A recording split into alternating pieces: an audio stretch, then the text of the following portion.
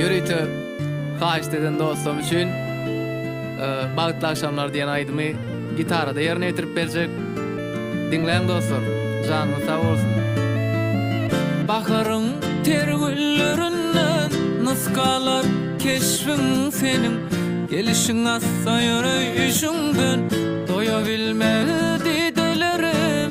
Bolma menden uzak, sen uzak, aşka düştüm, bu ne hasrat. Cogapsy koyma söýgümi, boýlan sana ýene bir pursat.